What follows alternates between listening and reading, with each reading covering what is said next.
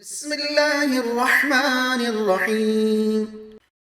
قل من كان عدوا لجبريل فإنه نزله على قلبك بإذن الله مصدقا لما بين يديه وهدى وبشرى للمؤمنين من كان عدوا لله وملائكته ورسله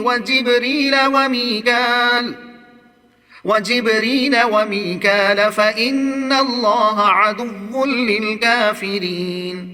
ولقد أنزلنا إليك آيات بينات وما يكفر بها إلا الفاسقون أوكلما عاهدوا عهدا نبذه فريق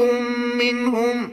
بل أكثرهم لا يؤمنون ولما جاءهم رسول من عند الله مصدق لما معهم نبذ فريق من الذين أوتوا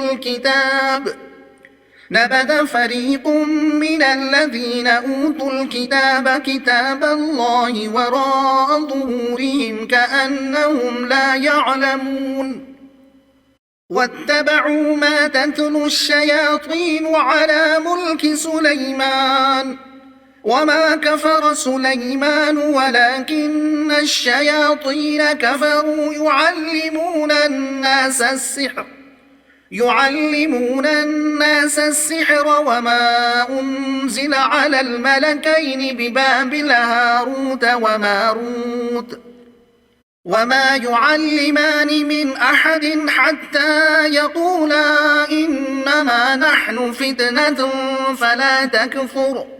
فيتعلمون منهما ما يفرقون به بين المرء وزوجه وما هم بضارين به من أحد إلا بإذن الله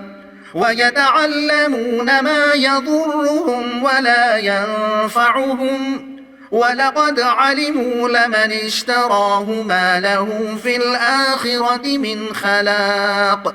ولبئس ما شروا به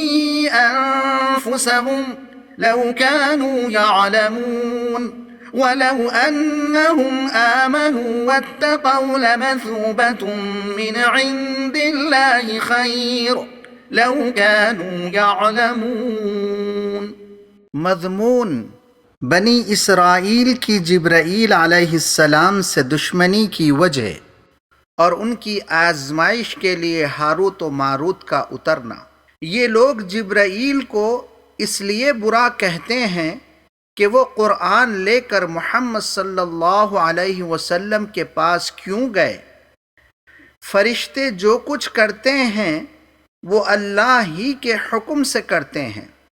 इसलिए जो इनका दुश्मन होगा वो अल्लाह का दुश्मन होगा। इनकी तो हमेशा से यही आदत रही है कि अल्लाह की हिदायत को पसे पुश डालकर उन चीज़ों की पैरवी करने लगते हैं जो शयातीन ने सुलेमान अलैहिस्सलाम के नाम से पेश की। हमने उनकी आजमाइश के लिए